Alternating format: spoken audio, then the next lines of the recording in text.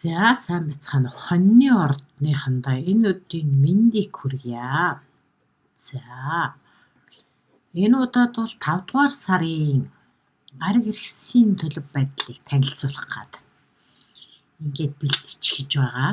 За хамгийн гол буюу Тэнгэрийн гаригийн өөрчлөлт шилжилт хөдөлгөөний тухай бол товчхон мэдээлэл, ерөнхий мэдээллийг өчигдөр оруулсан.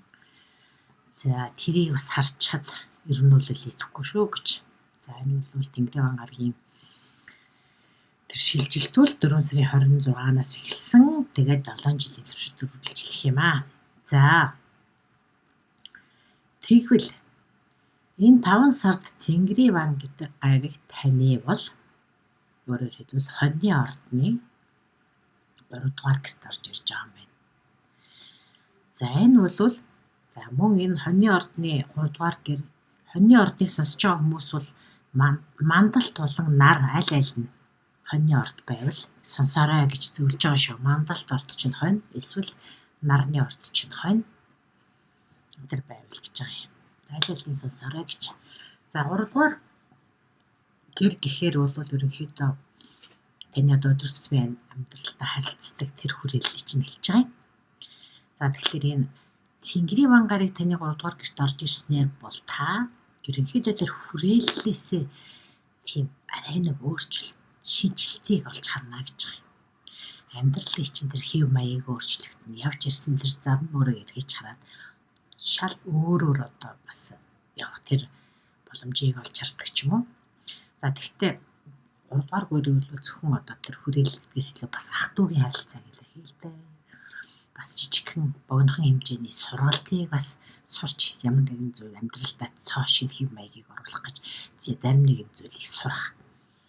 Ийм боломжууд бол одоо энэ 7 жилийн турш гарах нь шүү дээ. Энэ 4 сарын 26-наас эхлээд одоо энэ өөрчлөлтүүд эхэлнэ гэж байгаа. За гэхдээ энэ хоньны ордонд орж ирж байгаа Тэнгэрийн ван гариг бол таны ордонд нэлээд юм таатай байрлал байгаа юм. Sixtil гэж хэлдэг. Тий. Тэр бол нэлээд таатай байрлал гэдэг. Тэгэхээр та бол энэ Тэнгэрийн ван гаригийн нөлөөгөөр бол та өөрийнхөө хамгийн шилдэг тэр хувилбарыг бий болгоно гэж байна.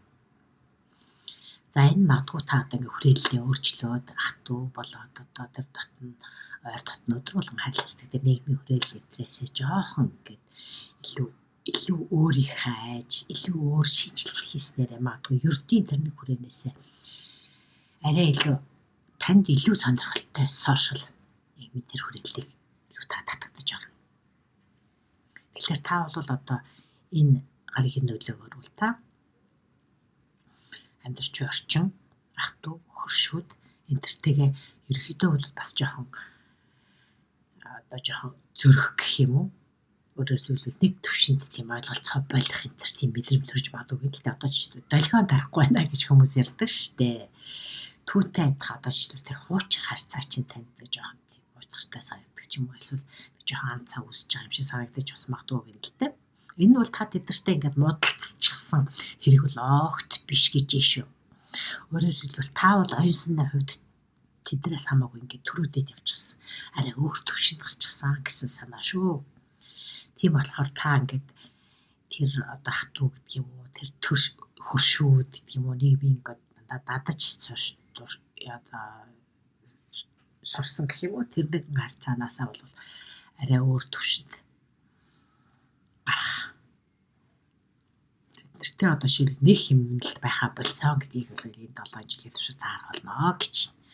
За ингээд энэ бол Тэнгэрийн ван гаригийн 4 сараас хойш одоо хилжилт хийж байгаа энэ нөлөө бол таны 3 дугаар гэрт үйлчлэхнэ гэж хэлж байгаа юм. За өөр зөвхөн энэ сарда одоо болох 5 сарда болох өөр нэгэн нөлөө бол мэдээж тэргэл сар 5 сарын 1-нд тэргэл сар.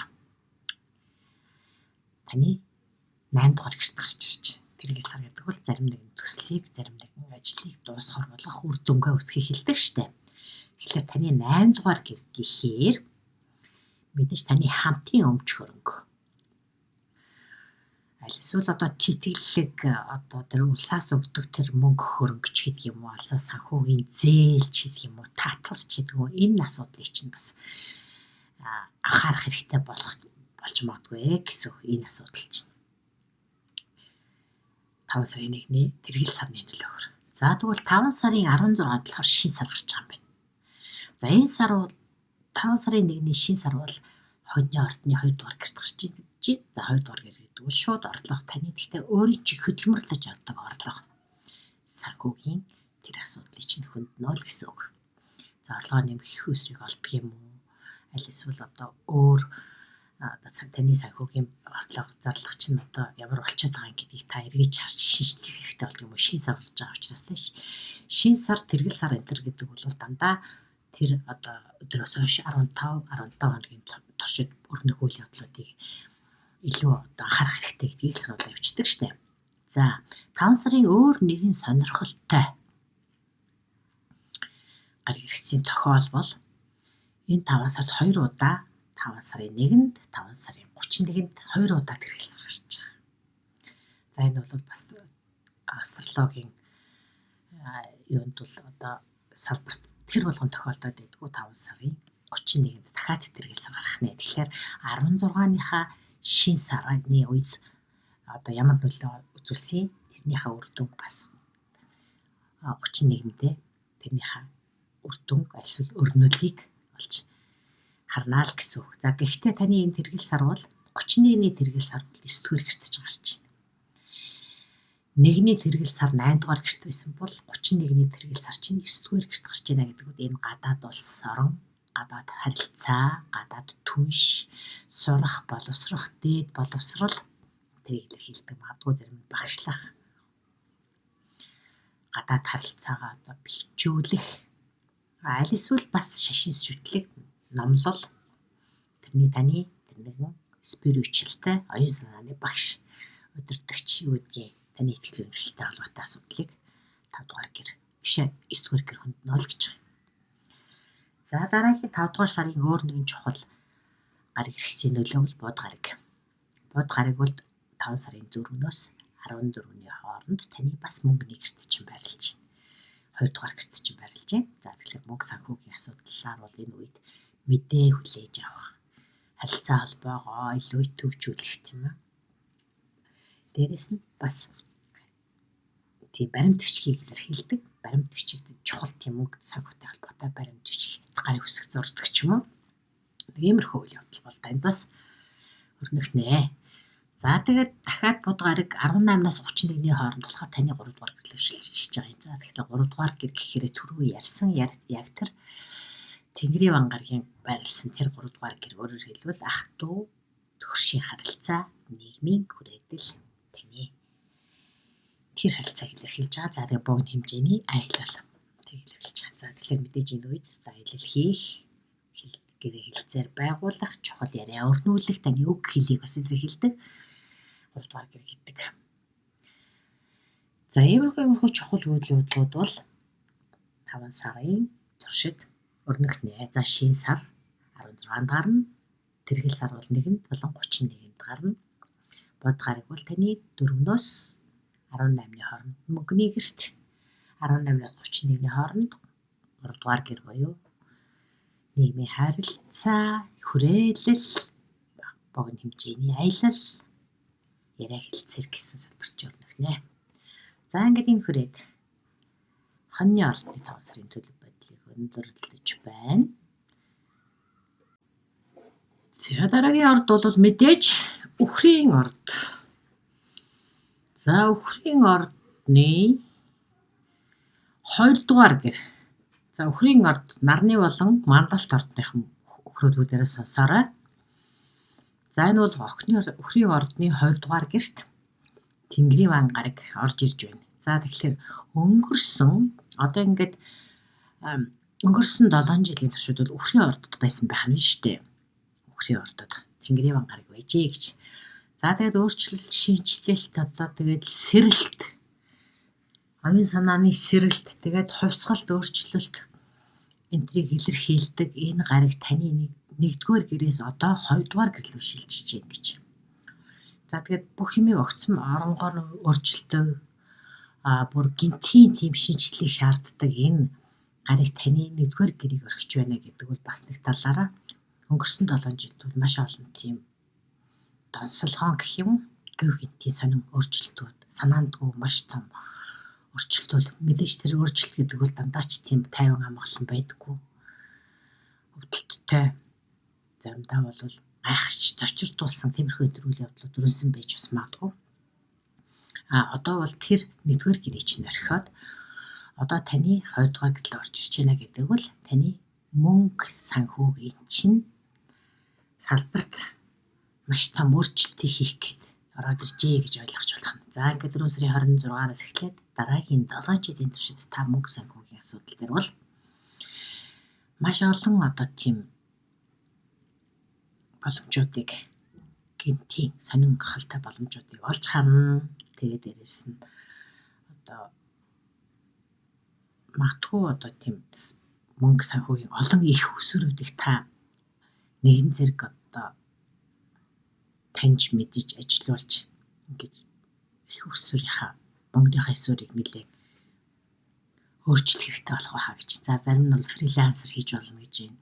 Одоо тий аль нэг газар гэрээтэй агаар ажиллаад заавал тийм нэг юм цагт баригдахгүй ажиллана гэсэн үг. Эсвэл зөвлөх үйлчилгээнээс мөнгө олж болно гэж байна. Эсвэл шинэ технологи магадгүй одоо тий AI гарч гэдэг юм уу, ажил дижитал мөнгө ч гэдэг юм уу, аль эсвэл одоо нөгөө юу гэдүүлээ мөнгө санхүүгийн coin гэдэг маш олон юм байгаа шүү дээ. Энэ чинь бол сүүлийн жилүүдэд гарч ирсэн. Гэхдээ өхрийн ордонд тэр бүхэн гарч ирнэ гэдэг чинь бас учир утгатай. Өхөр бол шороо махбодтой. Тэгээд ер нь ерөнхийдөө тийм нэлийн тогтвортой альва шинжилгүүдэд тийм учиргүй хурдан шинжил өрчлөлтийг хийгээд идэггүй нэлийн боддог тунгаадаг нэлийн тийм тогтун тийм гараг шүү.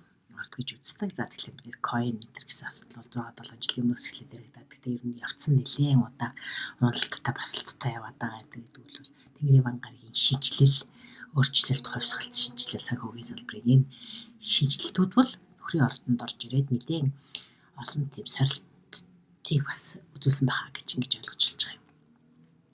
За тэгээд тэр бол таны 1-р гэрт байсан бол одоо 2-р гэрт орж ирэхээр та өнгөрсөн жилүүдэд байсан зарим нэгэн далхмууд эргээд харж чинь биз. За энэ 2-р гэрт орчихсон бол та богинохон хугацааны тийм ажлаас мөнгө олж болно гэж байна.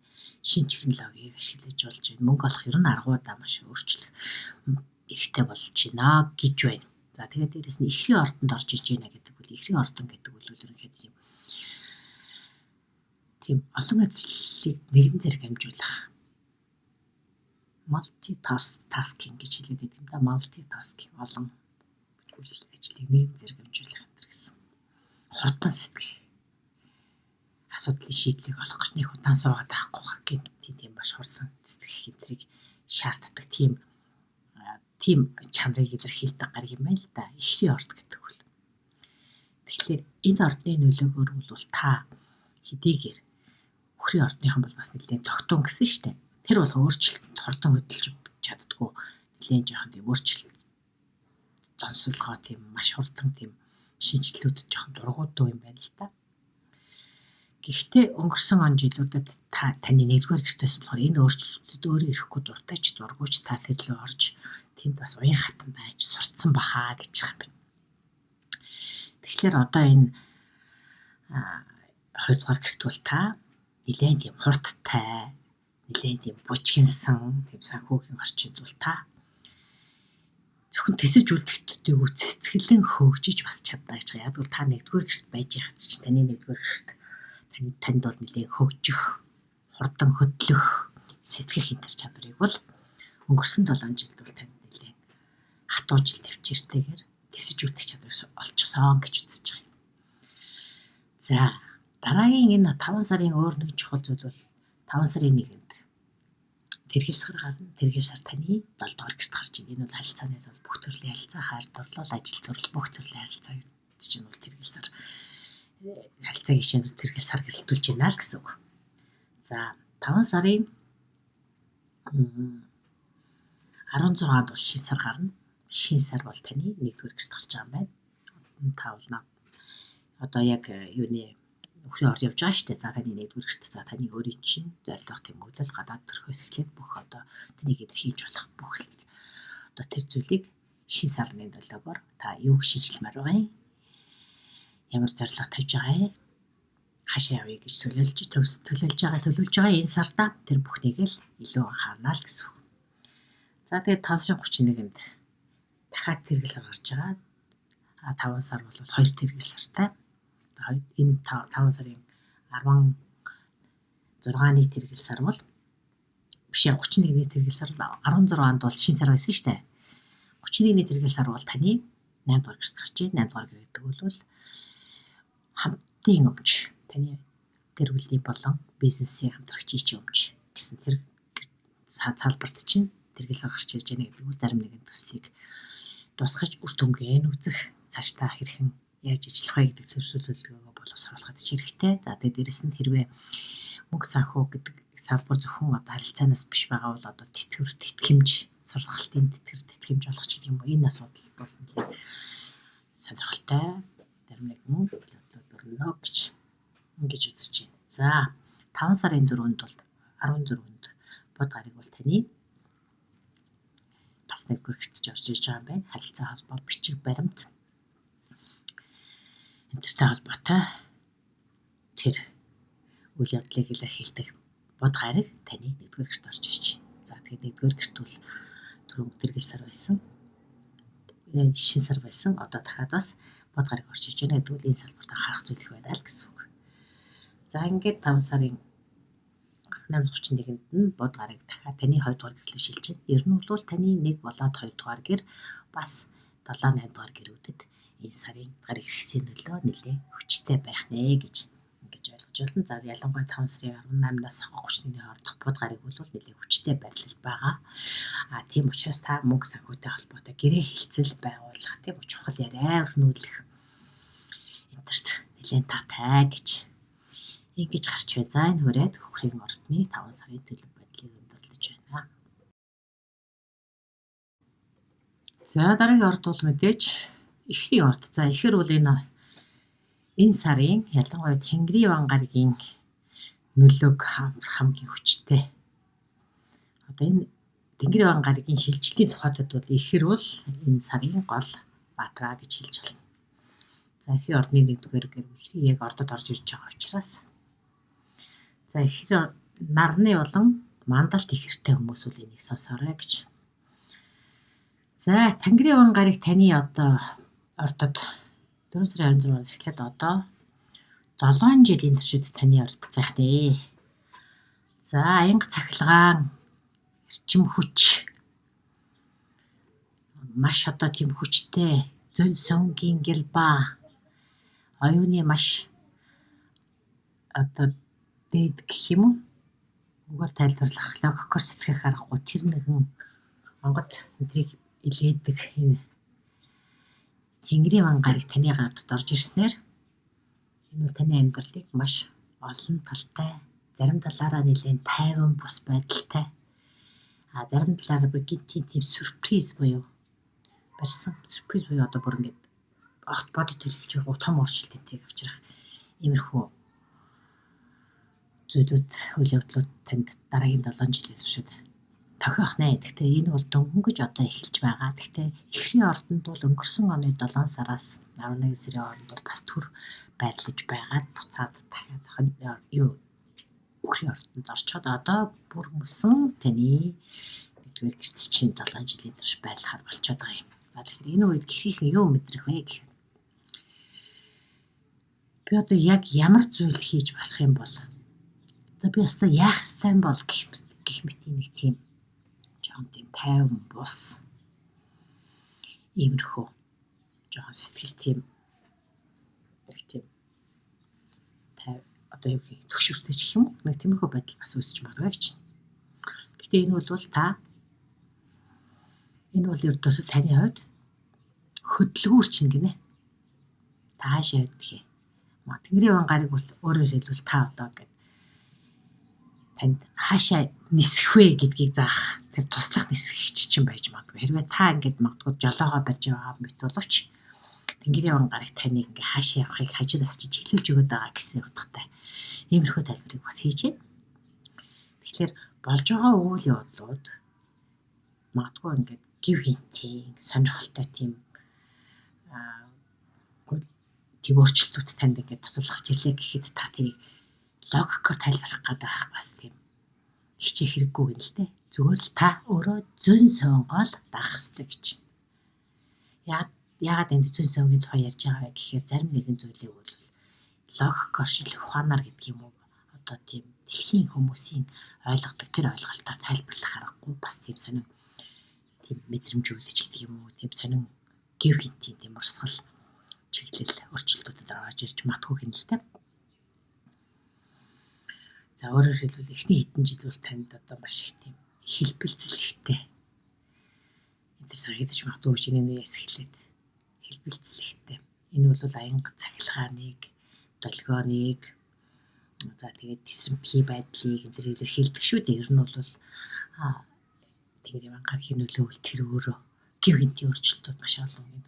Жишээ Франц явсгал гэхэд л одоо яг энэ Тэнгэрийн гарагийн яг энэ их ортод байх үед эхэлсэн гэх мэт 1800 одоо 1700 оны үеийг энэ их ярьдгийг. За тэгэхээр энэ бол таныг унах гэж ингэ шийдэж байгаа ажил биш. Харин таны хуучин, хөшүү тэр байдлыг чинь эвдээд илүү уян хатан болгох гэж байгаа. Ийм хэрэг шүү. Тийм учраас та салхины чиглэлийг л дагж байгаарай гэж болж байгаа өөрчлөлтүүдийг та тайлбарлах гал бодоол суугаал уян хатан биш байх юм бол танд хүндэртэй хэцүү санагдаж байна. Харин өөрчлөлтийн дагуу та салхины дагуу ингэж явж чадах юм бол энэ бол харин таны хойд салхины дагыг дагаал явж явах юм бол та үнэхээр одоо нисэж чаднаа л гэсэн. Тэгэхээр энд бол зөн совын идэвхжин гэж байгаа. Ер нь бол инновац, шин зүйл энтертүүл маш тийм соргог байх хэрэгтэй гэж хэлээд байгаа юм. За ингээд энэ бол зөвхөн эхэлж байгаа учраас та нарт өнөөдөр юм уу маргаашаас эхлээл Тэнгэрийн гарагийн нөлөө үзүүлээд эхлэн гэсэн үг ерөнхийдөө эхлэл байна л гэж байгаа. Маш олон зүйл өөрчлөгдөнө. За тэгээд дараагийнх нь 5 дугаар сарын бусад одоо гариг хэрэгслийн нөлөөг ярих хэрэгтэй. За энэ бол мэдээж бод гариг биш ээ. Тэргэл сар 15-ны сартай тэргэл сар таны 6 дугаар гэрт гарч ийн. 6 дугаар гэр гэдэг бол ажил, таны эрүүл мэнд, өдөр тутам хийдэг ажил болон эрүүл мэндийг чинь хариуцна гэж байна. За ажил болтой бол бас жоохон зохицуул гэж үзнэ. Өдөр тутам хийдэг ажилдаа бол бас жоохон шинжилэл энтрийг хийгээрэй. Дээрэс нь эрүүл мэндээ бас анхаарах хэрэгтэй болно гэж байна. За 5 сарын 16-нд бол таны 12 дугаар гэрт шин сар гарна. За 12 дугаар гэр гэдэг бол алслагдах, нууцлагдмал, далд ухамсар энтер гэдэг сэрэгдэг үе.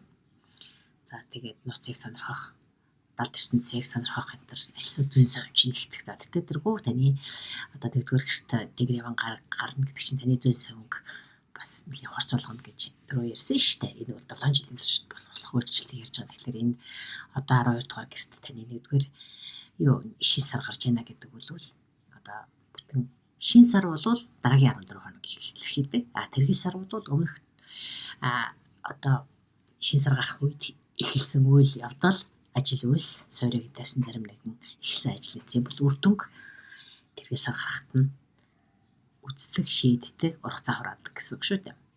За 5 сарын өөр нэгэн онцлог нь бол 5 сарын 1-нд тэргэл сар 31-нд бас нэг тэргэл сар гарч байгаа. Энэ сар бол 2 тэргэл сартай.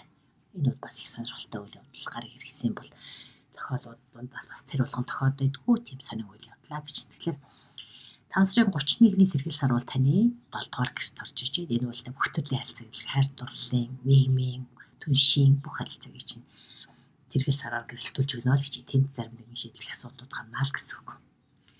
За өөр гариг ирсэн чухал нэгэн нөгөө бол бод гаригийн хөдөлгөөн байгаа. Бод гариг бол 14-өөс 31-ний хооронд бол таны 12 болон 1-р хэрэг дамжиж одоо шилжилт хөдөлгөөн хийх юм байна. 12 дугаар гэр гэдэг бол бас л таны түрүүний хэлсэн одоо нууцлаг үйл явдал, далд ухамсар, нууцыг сонирхох гэсэн энэ үйл явдалтай ч холбогддог. 1-р гэр бол таныг өөрийн чинь илэрхийлдэг, таны зорилго, таны тэмүүлэл, таны бизнес, таны гадаад төрхийн бүхэнд бол бод гаригийн нөлөө гэхээр бол энд яриа хэлэлцээр хийх 1-р гэр гэх юм бол та ажил, төрөл, бизнес зарим салбартууд бод гаригийн нөлөөгөөр чухал мэдээ сонсох, гэрээ хэлэлцээр хийх, бичгээр амт солилцох энэ гэсэн юм үйл бол 5 сарын туршид бод гарагийн нөлөө өргөнөх.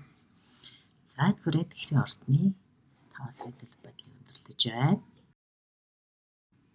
За дараагийн орд бол мэлхийн орд.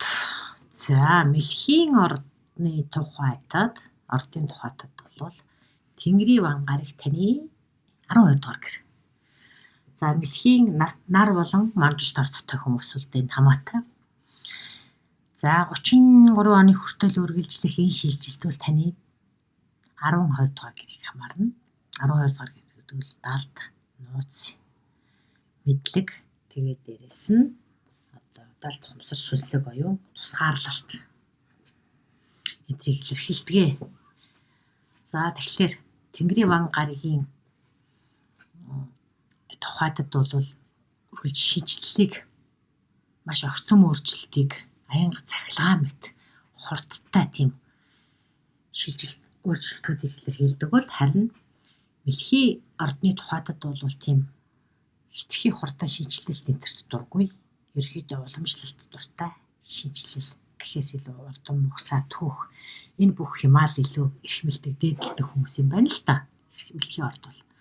Тэгэхээр энэ Тэнгэрийн энэ ван гарагийн энэ өөрчлөлт бол одоо таны 11-р 12 дугаар гэрт орж ирж гин гэдэг бол одоо нэг юм цикл мөчлөг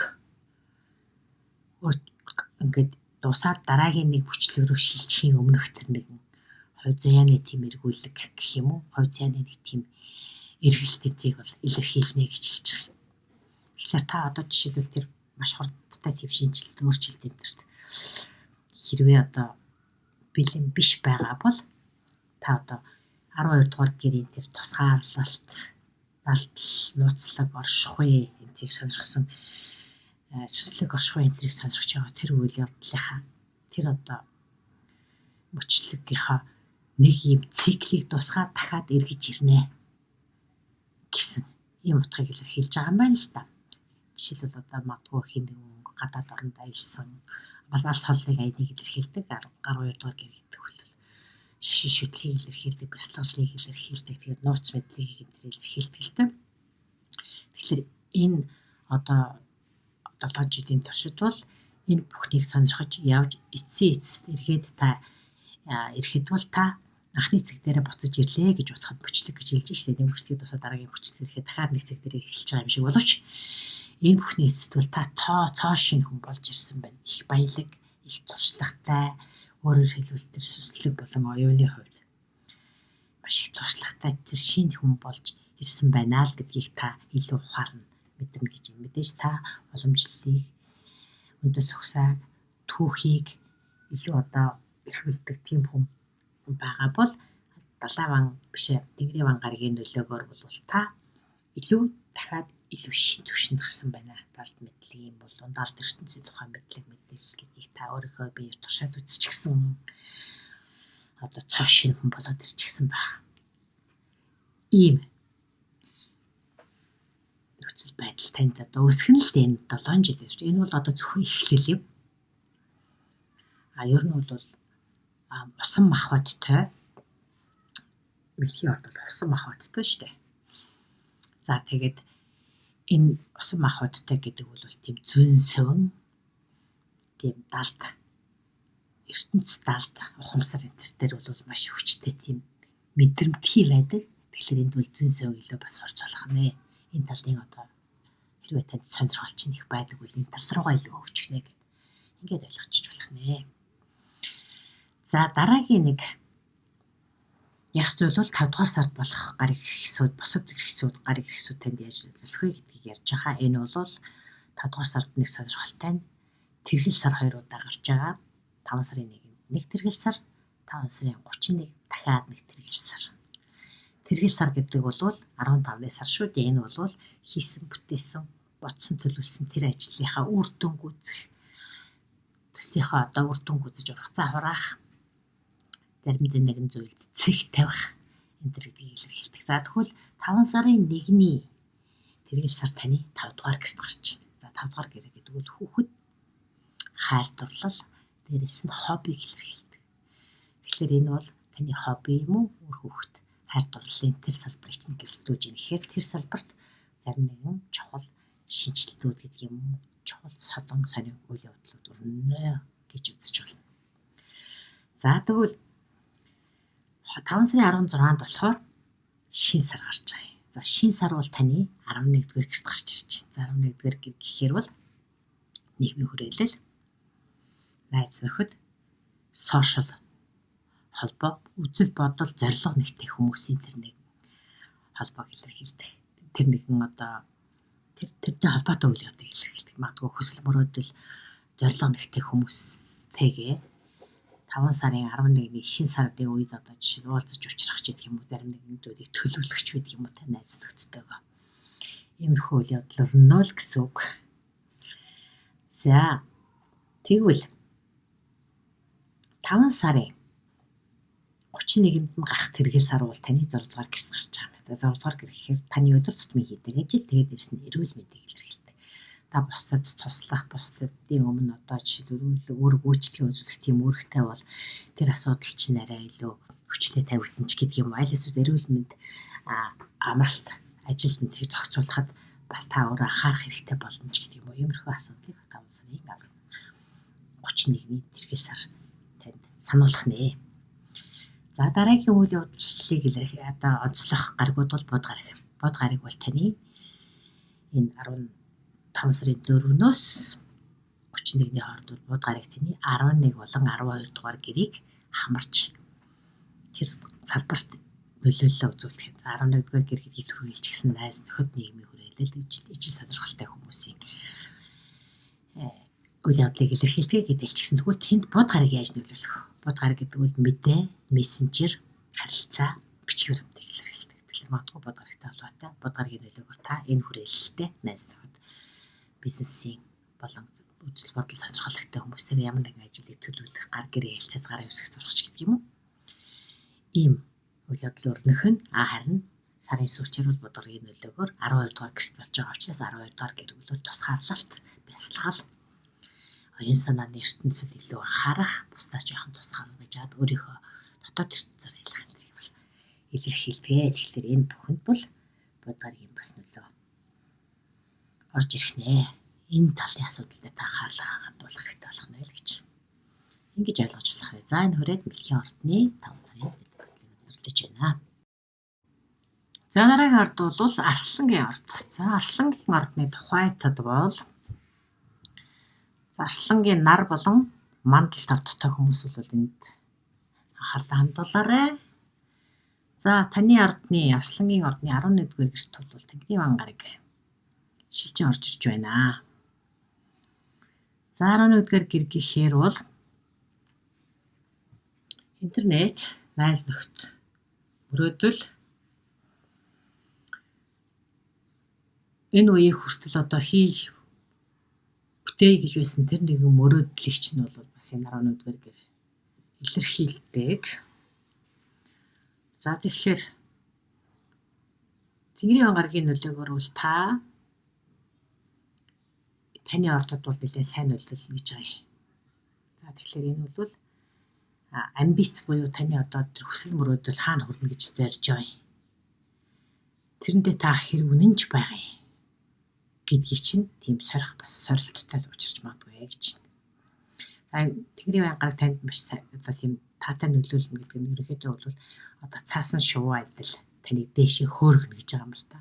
Илүү өндөрт насиж, илүү одоо та тэр мөрөөдлийнхөө төлөө илүү одоо хичээж зүтгэх тусам та илүү одоо өөртөө ивэлтэй, ээлтэй, сайн хүнтэй одоо нөхөрлөх юм боломжууд танд Тэнгэрийн ван гарагийн нөлөөгөөр гарч ирнэ гэж байна.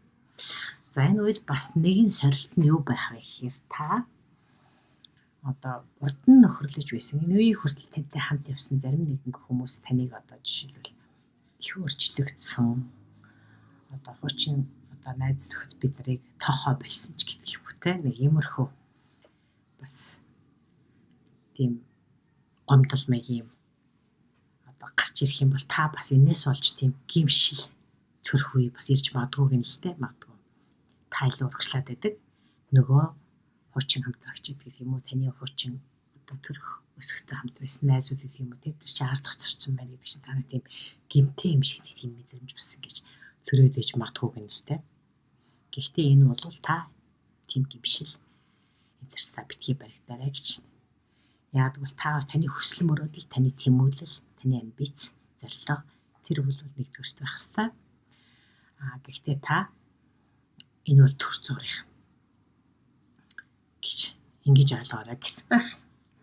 За тэгээд хитгэе таныг одоо дээшээ явах тусам одоо таныг найз нөхдөд юм уу хучин хүрээлэл одоо 64 гэрээ юм яриад байгаа ш 11 дэр гэдэг чинь нийгмийн харилцаа өдөр тутам тантай харилцдаг ч гэдэг юм уу нийгмийн хүрээлэл хичээлээд байгаа штэ. Энэ хүмүүс чинь нэсээ та ингэ тасраад явчихгууд та магадгүй тэрний хүрээлэлд найз нөхдөд хүрээлэлд одоо тийм өдгөө хүн болж харагдах гэдэг дээр байж магадгүй гэнэ л те. Тэгэхээр энэ бол магадгүй таныг бусдад одоо тийм жоохон нүд үзүүрлэгдэх тийм одоо зоригтой юугүй юу гэдгийг чинь бас шалгана юм л та. Та нүд үзүүрлэгдлээ гэхэд та тэрэндээ гимшээд явах юм бол та урагшилж чадахгүй байх нь шүү дээ. Тэгэхээр тэгж гимшилгүйгээр таныг одоо муулж идэх юм уу? Таныг одоо их зантай болчлаа ч гэдэг юм уу? Энэ өөр болчих идэр гэсэн. Тэр нэгэн гимшил одоо хүмүүсийн одоо тэр ад үзэж ш ад үзэгдэх зориг гэж яриад байдаг болсон байдаг шүү дээ. Бас тийм ном байж үлээ. Тэр шиг тэрнийг та зөвшөөрч чадах юм бол та илүү хурдан урагшилж чадна. Өөрөөр хэлбэл та тэр хүрээллээс гээд гарч суугарч гарахын тулд тэр пуужин адил урагшаах хөдөлж байж л та шид төвшөнд гарна. Өөрөөр хэлбэл одоо энэ Тэнгэрийн ван гарагийн нөлөөвөл танд шин төвшөнд гарах тэрл эрч хүч, тэрл урам зориг, тэрл нэг хөдөлгөөрийг танд олох гээд байгаа юм байна л да. Тэгэхээр энэ дээр бол танд сорилтны юу гэхээр та бусдаасаа илүү урагшилж чадах уугүй юу гэдэг тэрл сорилтыг танд тулганаа гэж ингэж хэлж байгаа байна. За Тэнгэрийн ван гарагийн 33 орон ортлох нөлөөг ярьж байгаа шүү дээ. Энэ үлдэнгөж 4 сарын 26-наас эхлээд шилжсэн, их уртад шилжсэн энэ шилжилт одоонаас цайлаа эхлээд та мэдэрч эхлэх тэрл зүйлийг хэлээд байгаа юм. Түүнээс өнөөдөр ороод маргааш танд ийм үйлдэл тоглохоор гэсэн үг биш гэдгийг бол та ойлгож байгаа тийм. За 5 сарын өөр нэгэн гараг иргэсийн нөлөө бол Арслангийн ордонд яаж нөлөөлөх вэ гэж. За 5 сарын 1-нд тэргэл сар гарна. 5 сарын 1 онцлог нь бол 1-нд тэргэл сартай, 31-нд бас тэргэл сартай ийм сонирхолтой сар болж байгаа. 1-ний тэргэл сар бол таны 4-р гэрт, харин 31-ний тэргэл сар бол таны 5-р гэрт гарах. 4-р гэр гэхээр таны одоо үндэс угсаа өөрөө чинь гэр орон гэр бүлийн яваар амьсгал эхэлдэг бол 5-р гэр гэдэг бол таны бүтээлч энерги, бүтээлч ирч хүч, хайр дурлал, үр хөвгттэй чаалуулдаг энэ ирч хүчийг илэрхийлдэг. За тэгэхээр 5 сарын 1-нд бол гэр орон, үр хөвгт одоо ах トゥ юу ээж аавын гэр орон, их орон энтертэй холбоотой үйл явдлууд таны тэргэл сарны нөлөөгөөр тэр үйл явдлууд танд төвчнэл гэсэн үг. За 5 сарын 16-нд бол шинэ сар гарна. Шинэ сар таны 10-р гэрт гарч байна. За 10-р гэрийн үйл явдал бол танд энэ сард хэд хэдэн одоо үйл явдлаар анзаарагдана. 5 сарын 16-нд таны шинэ сард 10-р гэрт чинь гарч байгаа бол бас бод гараг. Бод гараг таны 10-р гэрт бас 5 сарын 4-өөс 18-ны хооронд байрлаж байна. За бод гараг гэхээр бол мэдээж тань харилцаа холбоо, элч, төлөөлөгч, мэдээ, эсэлт, яриа хэлцээр энтрийг илэрхийлдэг. За тэгэхээр 10 дугаар гэртэй холбоотой яриа хэлцээр бид эсэлт энтрийг бол бас энэ үеийг түлээж авах. Гэр хэлцээр хийх чухал яриа өөрөө өөрлөх энтрих иймэрхүү үйл явдал болох нэ. За Тэнгэрийн вангийн нөлөөг ярьчихсан тийм ээ. За шинэ сарны нөлөг ирсэн. За дээрэс нь 5 сарын сүүлчээр бол бод гараг таны 11-р гэрт дахиад ороод ирж байгаа. За 11-р гэр гэдэг бол түрүүний ярьсан Тэнгэрийн ван гарагийн таны одоо 7 жилийн туршид байх Тэнгэрийн ван гарагийн 11-р гэрийн нөлөө. Энд 5 сарын сүүлчээр бод гараг бас орж ирж байна гэдэг үл тэнд бол нэлээд одоо 11-р гэртэй холбоотой найз нөхдөд холбоо, хобби, мэргэжил нэгтэй холбоотой ч гэх юм амбиц зорилготой ч холбоотой тэр нэгэн үйл явдлуудыг идэвхжүүлэх, гэр хэлцээр хийх, баримтжих, боловсруулах гэсэн асуудлууд бол 5 сарын сүүлчээр бод гарагийн нөлөөгөөр зарим нэгэн мэдээ шинжлэх гэдэг юм. Гэр хэлцээр байгуулах гэсэн тиймэрхүү үйл явдал бас өргөх нэ гэдэг ойлгочих болно. За энэ хүрээд Арслангийн ордны ерөнхий төлөв байдал 5 дугаар сарын төлөв байдлыг өндөрлөж байна. За дараагийн орд бол охины орд. За охины ордны тухайдад бол Тэнгэрийн ван гариг 4 сарын 26-наас эхлээд эхрийн ордонд шилжиж байгаа Тэнгэрийн ван гариг бол таны 10 дугаар гэр. За охины ордны мандалт болон нарны охины ордныханд энэ бол хамаатай. За Тэнгэрийн ван гаригийн энэ шилжилт хөдөлгөөн бол танд яаж нөлөөлөх вэ гэхээр 10 дугаар гэр. Мэргэжилтэн байх уу, удирдагч байх уу гэдэг тэр сорилтыг танд тавина гинэ. За охины ордынхан бол ерөнхийдөө чимээгүй хүн маш нягт намбай чимээгүй юм хийгээд сууж байгаа. Ийм сайн мэргэжилтнүүд байдаг. Сайн үйлчлэгээний ажилтнууд байдаг. Гэхдээ тэд ихэвчлэн тайзны ардлага байхыг эрх мэддэг юм байна л та. Олны өмнө гарах, олны танил байх энэ тийм сонирхол их бага. За гэтэл яасан бэ гэхээр Тэнгэрийн ван гаригийн аянга цахилгаан шиг эрчим хүч ихтэй энэ гинтийн хүчтэй өөрчлөлт рүү түлхдэг энэ гаригийн нөлөөгөөр бол та өөр ирэхгүй тайзан дээр гарах ийм нөхцөл байдгийг танд тулгана гинэ. За энэ бол эхний үедээ охины ордныханд нэлээд айдас төрөлтнө гэнэлтэй тийм төгшүүртэй. Магадгүй энэ үед та гів гинтгийн ажилласаа халагдах. Тэгээд ингээд би бол тэгэхээр бүтлгүүцчлээ гэж эхний үед бол ингээд бодогдож магадгүй. За энэ бол 4 сарын 26-наас эхлээд дараагийн 7 жил болох үйл явдлыг ярьж байгаа шүү. 4 сарын 6-наас эхлээд 26-наас эхлээд дараагийн 7 жилийн туршид иймэрхүү өөрчлөлтүүд танд болно гэж байна. За энд бол нэг хөөрхөн хөгжилтэй нэг тийм жишээ авсан байдаг. Чи нэг жижигхэн цох ороод ирлээ гэж бодъё. Тэгвэл тэрийг та гараараа эвтэйхэн барьж аваад гадагшаана тавилаа. Тэр цохны хувьд бол таны тэр гарч маш том айдастай. Тэгж санагдана. Гэвч энэ бол таныг алах гэж байгаа юм ш, таныг аварч байгаа хэрэг шүү гэж ингэж ойлгох юм.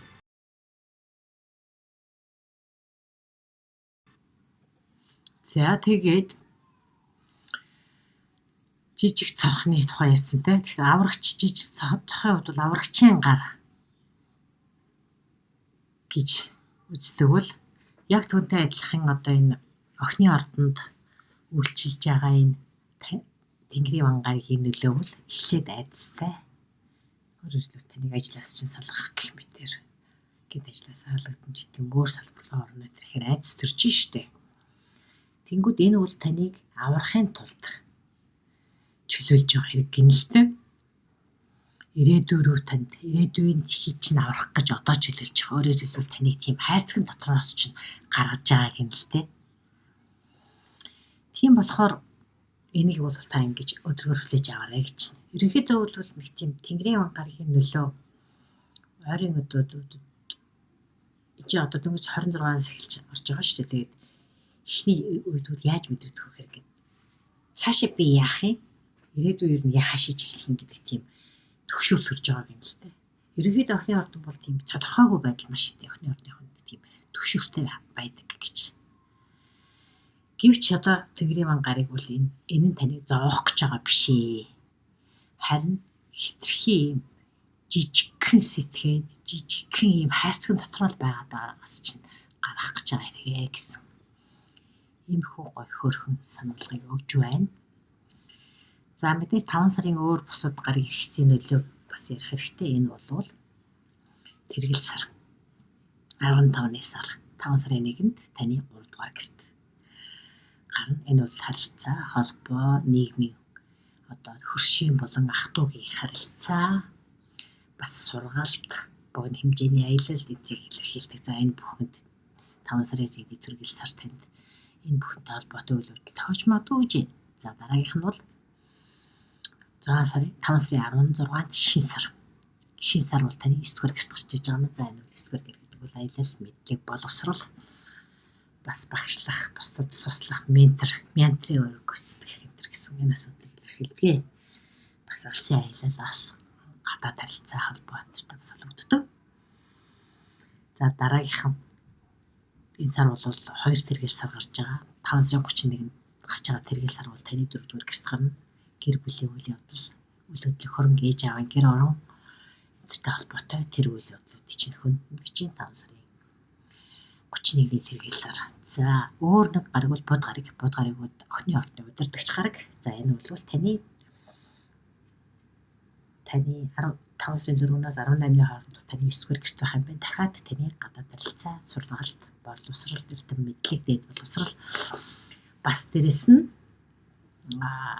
шашин сүтлийг ихтгэл өмчлөлтэй ч холбоотой энэ салбарт чинь бод гариг орж иж байгаа юм байна. За бод гаригийн нөрөг бол энэ дээрх төрсэн чиглэлийн одоо мэдээлэл хүлээж авах гэх юм уу, баримтч тэнтэй холбоотой баримтч боловсруулах гэх юм уу, дээд боловсрал сургалт судалгаа энтертэй холбоотой зарим нэгэн гэрээ хэлцээр яриа чухал яриа хэлцээ өрнүүлдэг ч юм уу. Иймэрхүү үйл явдлууд өрнөхнэ. За 18-наас 31-ний хооронд бод гариг дараа нь 10 дугаар гэрлээ орчиж байгаа 9-өөс 10. Ер нь 5 сарын туршид бол 4-өөс 31-ний хооронд бод гариг таны 9 болон 10 дугаар гэрүүдийг хариуцсан үйл явдлуудад нөлөөлнө л гэж байна. Бод гариг бол дандаа харилцаа холбоо, бичиг баримт, мессенжер яриа хэлцээр энтрийг хөнддөг. Тэгэхээр энэ талбарын асуудал танд 5 сарын туршид анхааралтай хандах ёстой. Карьер болон гадаад харилцаа. Энтертэй холбоотой асуудлууд илүү хүчтэй хөндөгднө л гэж ойлгочлох нэ.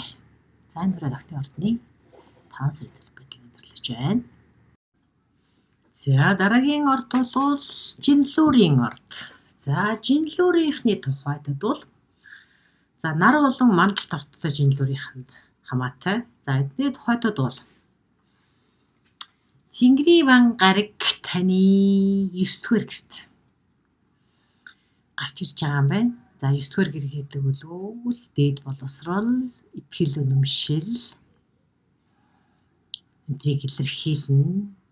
За магадгүй өөр шашин, соёл гэдэг юм уу, өөр мэдлэгний салбарыг сонирхно гэж энэ одоо өөр орон бас 9-р гэр гэдэг бол гадаад харилцаа, өөр орон, өөр соёл, өөр ихтгэл үнэмшлийг бас илэрхийлдэг.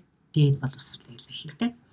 Магадгүй сурч боловсролж байгаа хүмүүсийн тухайд бол урт хугацааны одоо тийм гадаад оронд ажиллах, амьдрах ч гэдэг юм уу, тиймэрхүү асуудал их хүчтэй тавигдана гэж үзэж болох юм л те.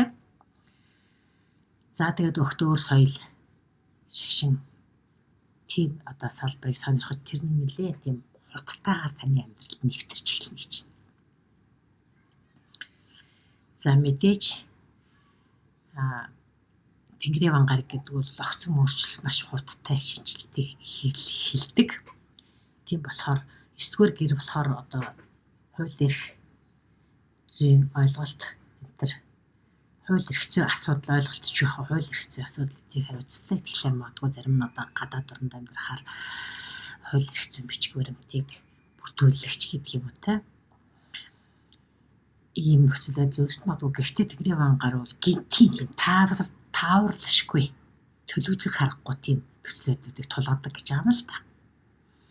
Тэгэхээр магадгүй та огт санаандгүй байж байгаад тэр одоо тийм гадаад орон юм өөр соёлтой холбоотой эсвэл ихтгэл үнэмшил, шашин шүтлэгтэй холбоотой тийм чухал шийдвэрийг гаргахад энэ хурж болов мэл ирэх 7 жилийн тухайд шүү. Энэ бол зөвхөн одоо энэ 4 сарын 26-ны дараа болчих зүйл биш гэдгийг ойлгож байгаа тийм ээ. За тэгээ зарим нэгэн хүмүүсийн хувьд бол одоо маш удаан хугацааны туршид итгэж үнэмшижсэн тэр үнэмшил чинь хэцүү тийм баригдмал санагдаад огт өөр шашин шүтлэг, өөр ихтгэл үнэмшлүү шилжиж магадгүй дээ. Магадгүй тэгээ зарим нь бол одоо ирээдүйн алсын хараа маш юм том. Жижигхэн зүйлд одоо олон жилийн туршид маш жижиг зүйл санаа зовж иж байж дээ гэдгийг мэднэ гинэлтэй. За тэгээ жинлүүрийн орны тухайд бол тийм одоо маш тийм гүнзгий маш хүчтэй тийм зөн совинтай болно гин. Ерөнхийдөө бол жинлүүрийн орныхан бол бас тийм зөн совин маш сайтай хүмүүс гэдэг. Одоо гэх юм бол энэ Тэнгэрийн ван гариг бол бас онгод гинтийн одоо сэрэлтийг илэрхийлдэг штеп. Аянга цахилгааныг илэрхийлдэг, гинтийн сэрэлтийг илэрхийлдэг. Эндээс үүдээд энэ нөлөөгөөр бол ихтгэл үнэмшилтэй холбоотой тийм гэртч нөлөж байгаа болохоор зүү дээрээ чи гинтхэн одоо тийм чухал санаа орж ирдэг ч юм уу те. Чухал одоо тийм бизнесийн болон одоо ихтгэл үнэмшилтэй ч холбоотой зарим нэгэн асуудлыг зүүдний чинь тэр мэдээлэл тэнд агуулсан байдаг ч юм уу. Тэндээс одоо жишээлбэл зарим нэгэн ялангуяа нээлтүүд энтрийг үл сэрэлт гэж илэрхийлдэг шүү дээ. Шинжлэх ухааны салбар одоо 9 дугаар гэрэгдэх шинжлэх ухааны бас мэдээлэл дээд боловсролыг хар үцдэг болохоор зарим нэг судлаачд гэдэг нь бол одоо зүү дээр тэр санаагаа олж авдаг ч юм уу. Иймэрхүү сонин одоо учрал тохиолдлууд бол энэ үед танд орж ирэх нэ. Тэгэхээр энэ зүүд болон зөнсөн онгод энтертэй холбоотой энэ үйл явдлыг бол мэдээж шинжлэх ухаанаар тайлбарлах аргагүй байдаг. Тэгэхээр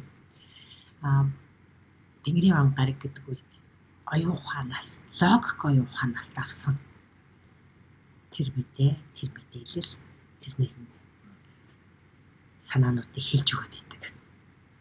Логикоор тайлбарлах арга байх нь шүү дээ. За ийм сонирхолтой үйл явдлууд бол эх 7 жилийн туршид энэ 5 сараас эхлээд 7 жилийн туршид үргэлжлэх өөрчлөлтийг хийж байгаа юм.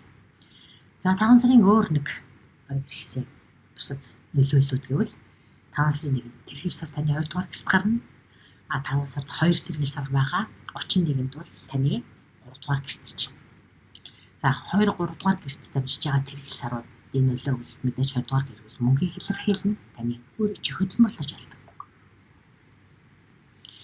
31-ний тэрхэл сар бол таны мэдээлэл, хөршийн болон ах トゥ угийн харилцаатай холбоотой нийгмийн одоо бусад хүрээлэл тэрнтэй холбоотой асуудлыг хөндөдөг. Тэгэхээр тэрхэл сарууд бол энэ асуудлуудад анхаарлаа хандуулахыг тэд сануулнаа л гэж байна.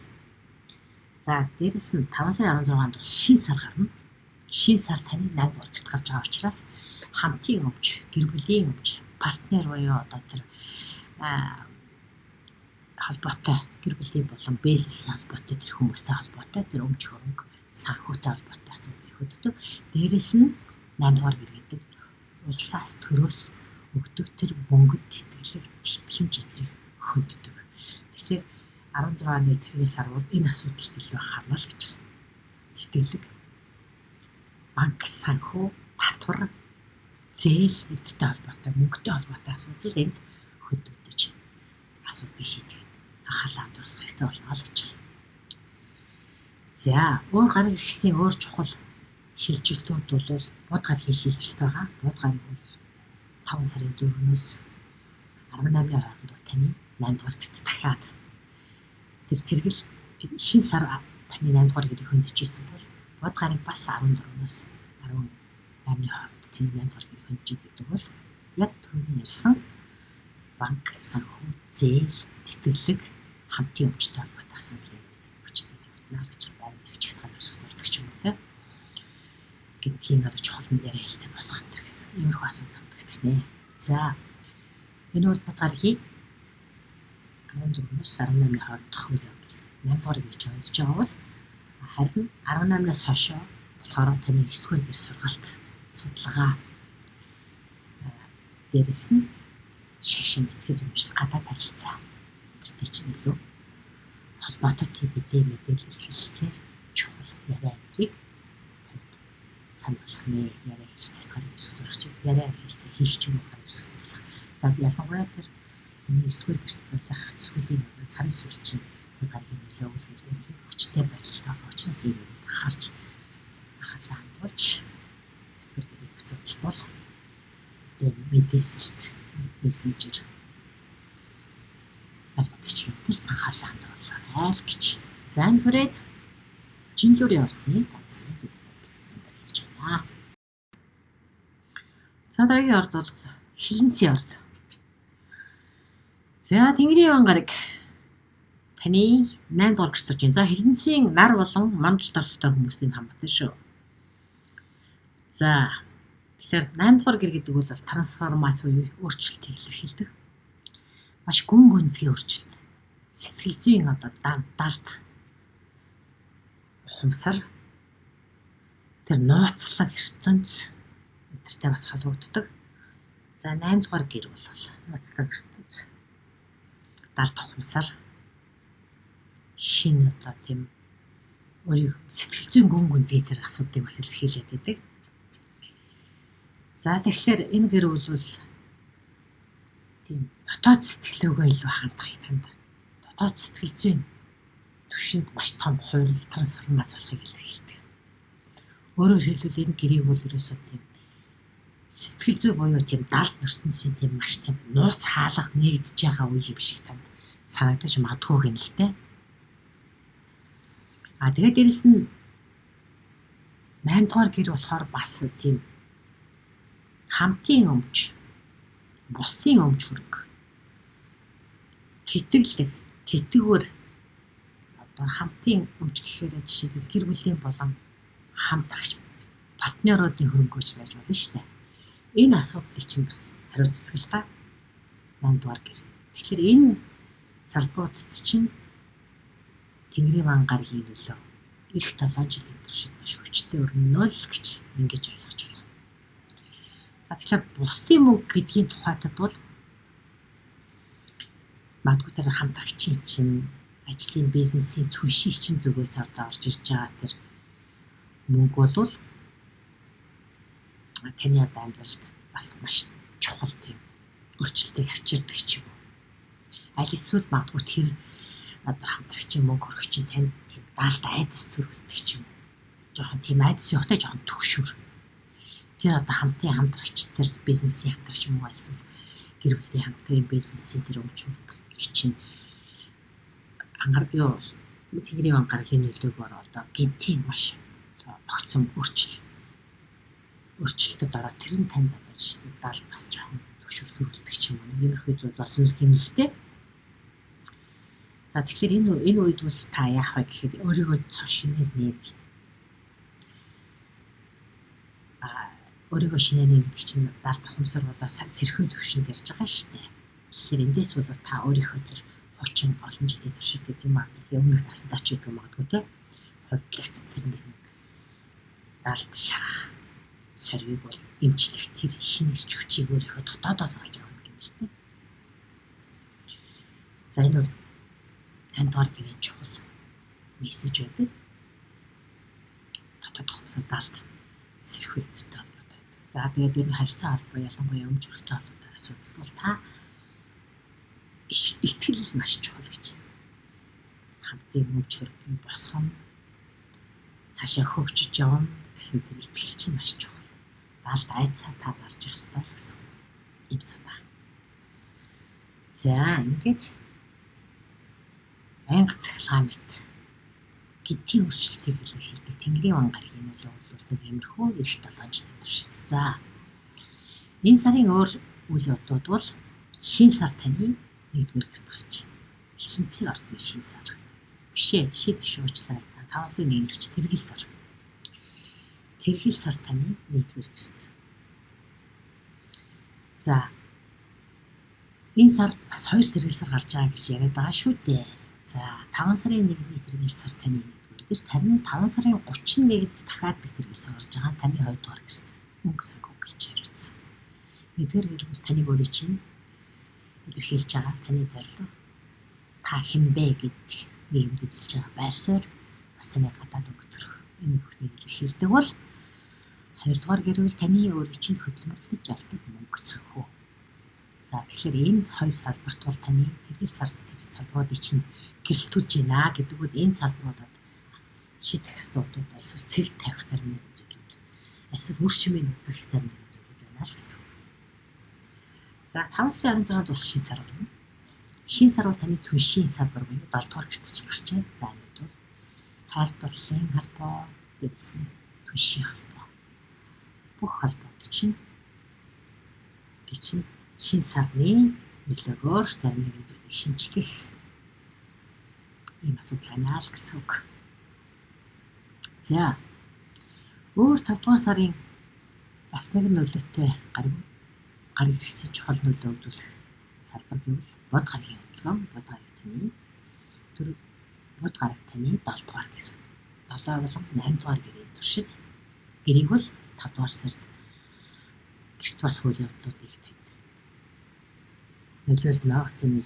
За 5 сарын 4-өөс 18-ны хооронд бол бодгорыг таны 7 дугаар гэрт. За 7 дугаар гэр гэхээр түрүүн бол шин сар гарч байгаа гэж чинь бас 7 дугаар гэр гээд хэлсэн шүү дээ. За шин сар танд 7 дугаар гэрт гарч байгаа бол бодгорыг бас 4-өөс 18-ийн хооронд таны 7 дугаар гэрт байна гэдэг бол 7 дугаар гэрийн салбарт сүшин болон хайр дурлалын гэр бүлийн бүх харилцаанд чинь шийдэх асуудлуудыг тодруулж өгнө л гэсэн. Харилцаа холбоо, бичиг баримттай холбоо, асуудал, зарим нэг мэдээсэлт хүлээж авах, гарын үсэг зорих, чухал яриа оруулах гэсэн.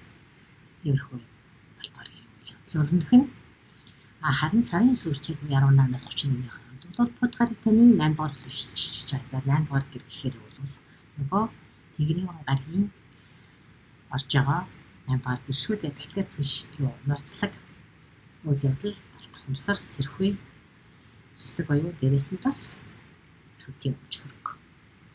Энэ салбарт чинь мэдээсэлт байх эрх, чухал яриа өрнүүлэх, баримт бичигт гарын үсэх зурах гэсэн асуудлыг бодгорыг хариуцснаа л гэж байна.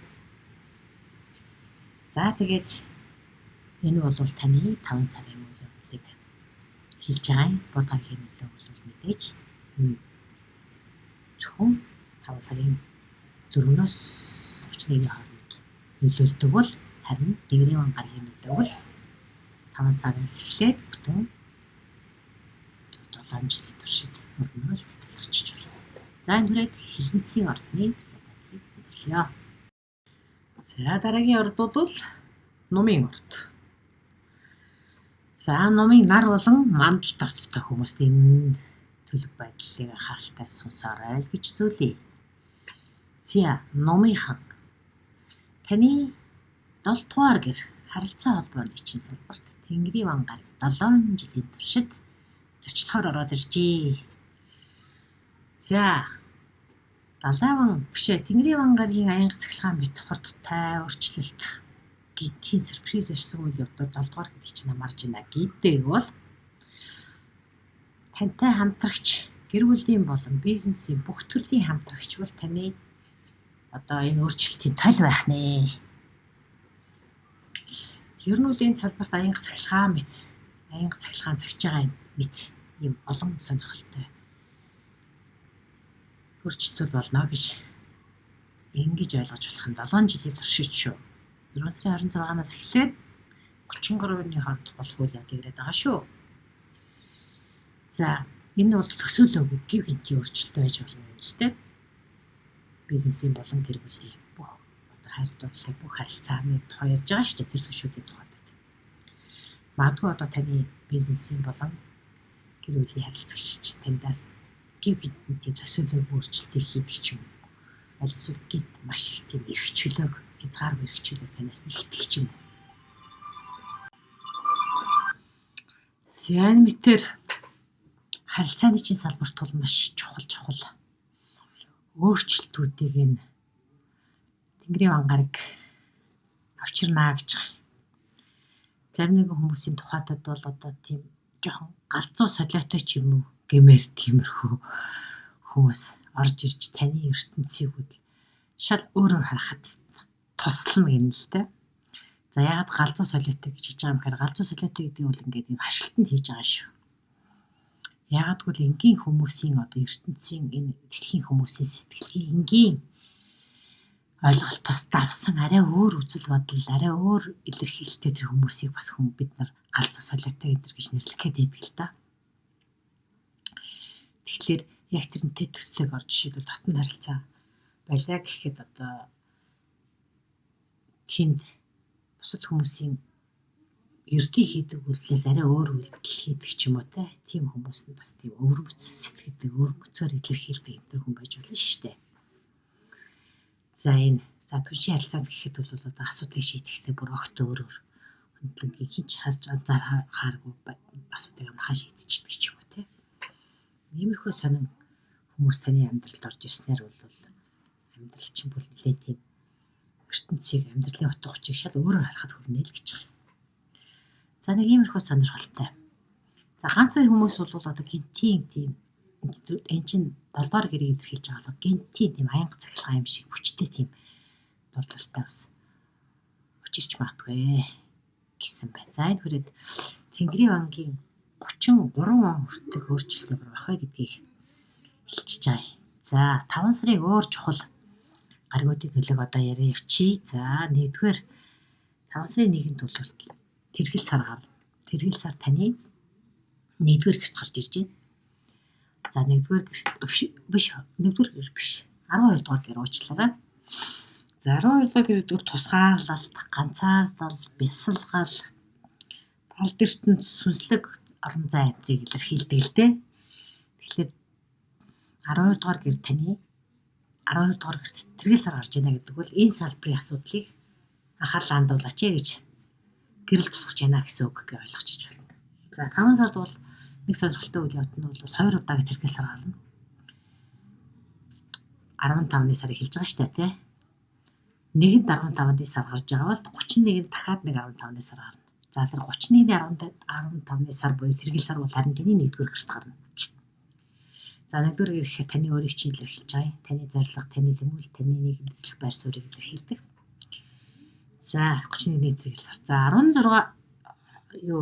сарын 16 болохоо шинэ сар гарч байгаа. Тэр таны 6 дугаар гэрт гарч байгаа. За өдөр тутмын таны хийдэг ердийн ажлыг чийлж байгаа. Бусдад үйлчлдэг бол тэр үйлчлэгийн ажлыг чинь. Альсаа дээрэс нь бас эрүүл мэндтэй ч холбоотой энэ асуудал 1-р гэр биш ээ.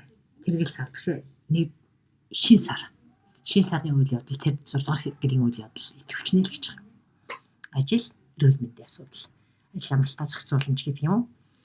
За тэр асуудал нэлээд өндөгднө гэж байгаа.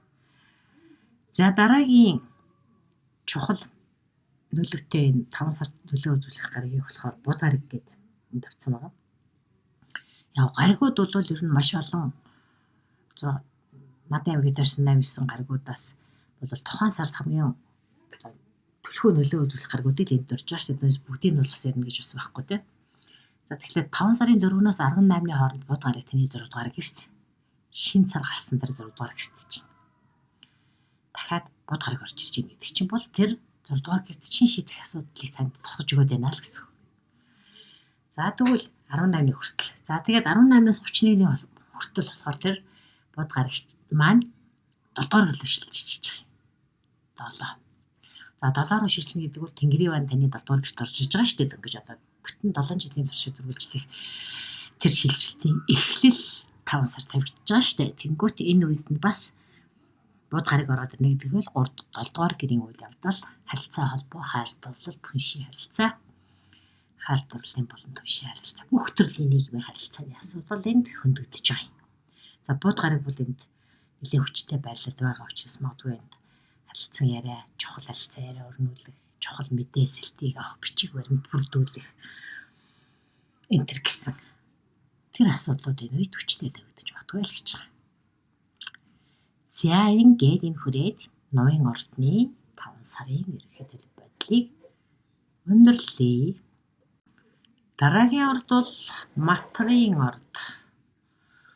За Матрын ордны тухайтад за Мандалт болон Нарны ордод матрууд сонсороо. За Тэнгэрийн ван гариг бол таны 6 дугаар гэрт 7 жилийн туршид байрлахаар дөнгөж сая орж ирчээд байж байна. За 6 дугаар гэр.